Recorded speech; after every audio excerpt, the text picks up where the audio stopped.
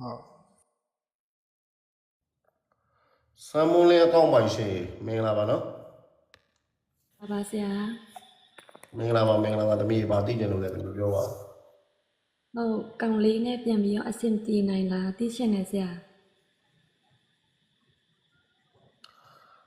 ခဏလေးသမီးရေနော်ခဏလေးပါသမီးရေဟုတ်အာယုံနောက်တဲ့အကောင့်နေသမီးရေ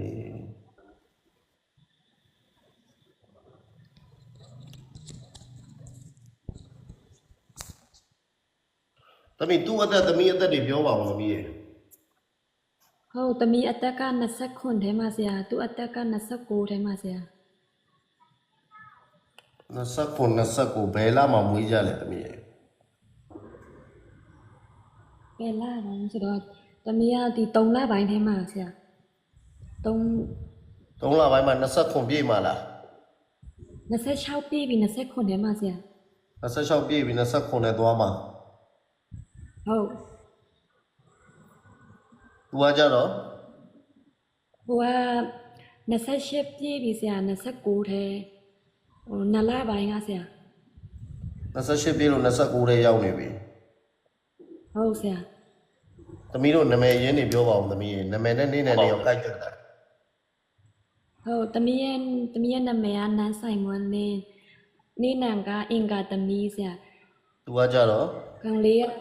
ကြိုက်ခေတောက်ကြသားဆရာသမီးရေတကယ်တမ်းမကောင်းတာ तू မကောင်းတာကိုသမီးကိုအပြစ်ပြောပြီးလမ်းခွဲသွားတာနော်သမီးရေဟုတ်ဆရာတကယ်တမ်း तू ရှုံနေတာသမီးရေဟုတ်ဆရာ သူ့မှာနောက်တစ်ယောက်ရှိနေတာသမီးဘယ်နှလားရှိပြီလဲသမီးရေ3-4လလောက်ရှိပြီဆရာ သူရှုံနေတာသမီးရေသူရှုံနေတာသမီးအဲ့ဒါကိုသမီးရှုံပါတယ်ဆိုပြီးပြစ်တင်သွားသေးတာဟုတ်တယ်ဆရာဒါပေမဲ့သမီးဘက်ကဆရာပြောပြမယ်21 22မှာပွဲခဲ့တာရှိတာသမီးရေ21 22ဟုတ်တယ်ရှိတယ်ဆရာအေးငခဲရသမီးဘက်ကပွဲခဲ့တာရှိတယ်သမီး။ तू ကအကြောင်းပြချက်ကသမီးဘက်ကအားနည်းချက်တွေကိုအကြောင်းပြပြီးရင်သမီးကိုပဲအပြစ်ပြောပြီးတော့ तू ကထားခဲ့တော့တကယ်ရှေ့ရှုံနေတာရှုံနေတာသမီး။အပြစ်ပြောတော့ကြပြီ။တွေ့တာအကောင့်ပိုင်ရှင်မိုင်လေးပိတ်ထားပြီပါနော်။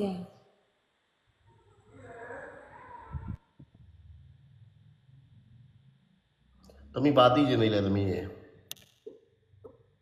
ဟုတ်အလောက်အကြောင်းလေးနည်းနည်းသိချင်တယ်ဆရာလုပ်ငန်းကဆရာပြောပြမယ်သမီးကဒီ3လပိုင်းဘယ်နှစ်ရက်နေ့ပြည့်မှာလို့26ကပြည့်ပြီးသွားပြီဆရာဒီ2ရက်နေ့ကပြည့်တာဆရာ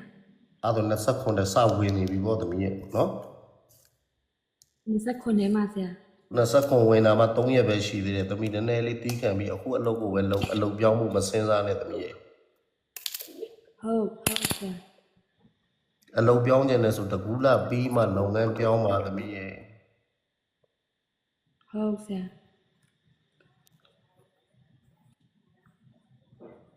ကဲကောင်းပြီသမီးဘာသိချင်သေးလဲသမီးရဲ့ဟုတ်ကျေးဇူးများတင်တယ်ဆရာကောင်းပါပြီသမီးရေ live လေးကိုအသေးထောက်ပြီး share သွားလိုက်အောင်သမီးရေနော်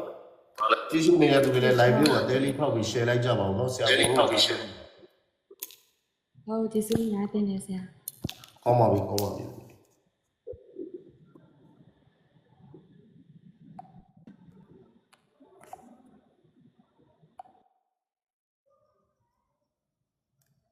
မင်္ဂလာပါဆရာခင်ဗျာအေးမင်္ဂလာပါငါလည်းလူရပါမတတ်ဘူးဟေးသားကြီးကျွန်တော်လည်းမှစာမရပါဘူးဆရာကျွန်တော်တမန်ဖောက်တာဗျာဩမသိပါဘူးကွာမင်းလူရစာရေးအကောင့်ကရေးထားတော့သားရဲ့ပြောဘာသိကျင်တာလဲသားရဲ့ဟိုမှာချက်ကျမရေမှာကျွန်တော်သားကျမရေနဲ့အဖေရဲ့ကျမရေခင်ဗျာဒါမင်းသားဆိုအသက်လေးပြောပါဦးကျွန်တော်သားဟိုမှာ29ထဲမှာခင်ဗျာမင်းရဲ့သားလေးကကျွန်တော်သားလေးကူမဟိုမှာ9လထဲမှာခင်ဗျာသူခဏလာလေဆိုဒီနေမကောင်းဖြစ်နေခင်ဗျာ 9လဆိုရင်တာရင်ဘယ်နှလပိုင်း10လပိုင်းမှာမွေးရလား ဟုတ်ကဲ့ခင်ဗျာ10လပိုင်း30နေ့မှာမွေးပါတယ်ခင်ဗျာ 10လပိုင်း30ရက်နေ့မွေးတာ